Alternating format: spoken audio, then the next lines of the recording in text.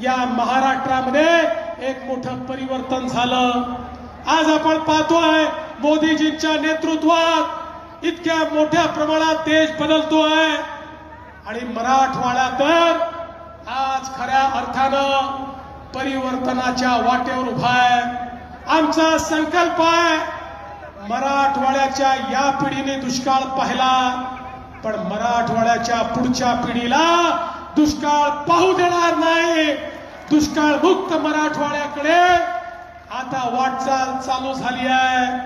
कोकणातलं वाहून जाणारं पाणी गोदावरीच्या खोऱ्यात आणायचं, सांगली कोल्हापूरचं पाणी उजनीच्या माध्यमातून मराठवाड्यामध्ये आणायचं, या मराठवाड्याला सुजलाम सुफलाम करायचं, हा आपला प्रयत्न आहे। आज मोदीजींच्या नेतृत्वात भारताने आपली जागा जगातली सगळ्यात मोठी तिसरी स्टार्टअपची इकोसिस्टीम म्हणून तयार केली। आज भारतामध्ये स्टार्टअपच्या माध्यमातून आमची तरुणाई ज्या प्रकारे काम करते आहे, जगाच्या पाठीवर सर्वात जास्त अनुसंधान आणि इनोव्हेशन आमची तरुणाई या भारतामध्ये करते आहे।